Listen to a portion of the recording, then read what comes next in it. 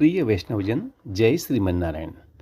भगवान श्री कृष्ण ने श्रीमद् भागवत गीता में कहा है, व्रतों में मैं एकादशी व्रत हूँ। अतः आप इस महान व्रत की महिमा को समझ ही गए होंगे। इस व्रत को सभी को करना चाहिए। आज मैं आपको भादो मास के शुक्ल पक्ष की एकादशी व्रत की कथा सुना रहा हूँ, जिसका नाम वामन एकादशी है। इसे डोलग्यारस, जलझुलनी एकादशी, जयंती एकादशी और परिवर्तनी एकादशी के नाम से भी जाना जाता है। धर्मराज युधिष्ठिर बोले, हे भगवान, भादो की शुक्ल पक्ष की एकादशी का नाम तथा विधि क्या है? उस एकादशी के व्रत को करने से कौन सा फल मिलता है तथा उसका उपदेश कौन सा है, सो सब कहिए। श्री कृष्ण भगवान बोले, हे राजश्रेष्ठ, अब मैं अनेक पाप नष्ट करने वाली तथा अंत में स्वर्ग देने वाली भादो की शुक्ल पक्ष की वामन एकादशी की कथा कहता हूँ। इस एकादशी को जयंती एकादशी भी कहते हैं। इस एकादशी की कथा सुनने मात्र से ही समस्त पापों का नाश हो जाता है। इस एकादशी के व्रत का फल वाजपेयी यज्ञ के फल से भी अधिक है। इस जयंती एकादशी से नीच पापियों का उद्धार हो जाता है। यदि कोई धर्मपरायण मनुष्य इस एकादशी के दिन मेरी पूजा करता है तो मैं उसे संसार की पूजा का फल देता हूँ। जो मनुष्य मेरी पूजा करता है उसे मेरे लोक की प्राप्ति होती है। इसमें किंचित मात्र भी संदेह नहीं है।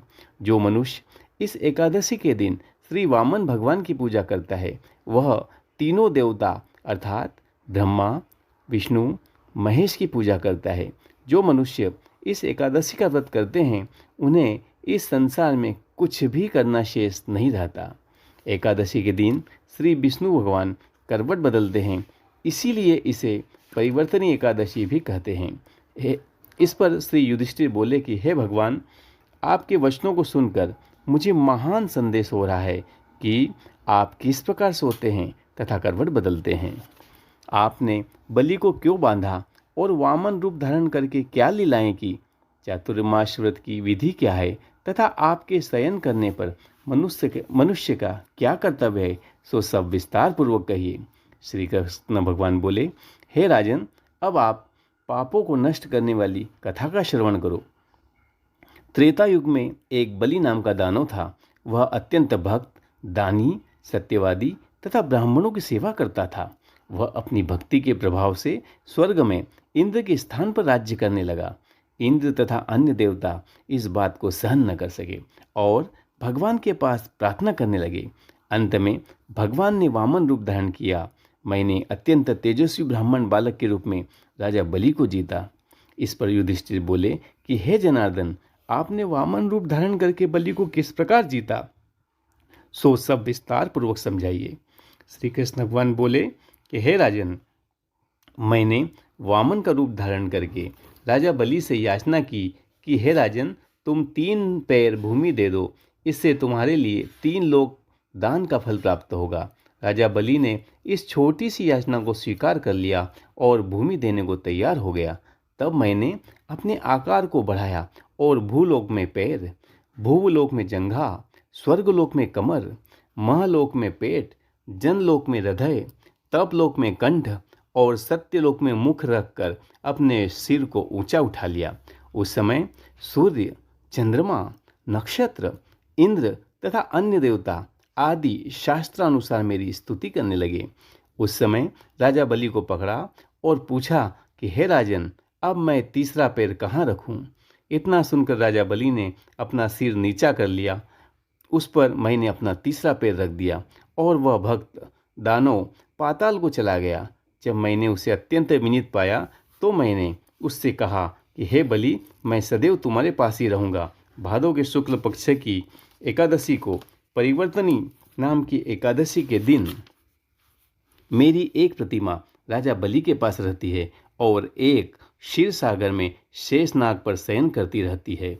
इस एकादशी को विष्णु भगवान सोते हुए करवट बदलते हैं। इस दिन त्रिलोकी के नाथ श्री विष्णु भगवान की पूजा की जाती है। इसमें चावल और दही सहित रूपा का दान दिया जाता है। इस दिन रात्रि को जागरण करना चाहिए। इस प्रकार व्रत करने से मनुष्य समस्त पापों से मुक्त होकर स्वर्गलोक को जाता है। जो इन पापों को नष्ट करने वाली इस कथा को सुनते हैं, उन्हें अश्वमेध यज्ञ का फल मिलता है। बोलो श्री कृष्णचंद्र भगवान की जय। प्रिय भक्तों, अगर कथा सुनने में आनंद आया हो तो लाइक करें, शेयर करें और सब्सक्राइब करना ना भूलें, और कमेंट में जय श्रीमन्नारायण अवश्य लिखें। जय श्रीमन्नारायण नारायण हरि हरि, भजमन नारायण नारायण हरि हरि। इनकी महिमा सबसे प्यारी प्यारी प्यारी प्यारी, भजमन नारायण नारायण हरि हरि। श्रीमन्नारायण नारायण हरि हरि, श्रीमन्नारायण नारायण हरि हरि। इसी के साथ मैं आपसे अब विदा लेता हूँ और शीघ्र ही अगले वीडियो के साथ आपसे फिर मिलूँगा। तब तक के लिए जय श्रीमन्नारायण।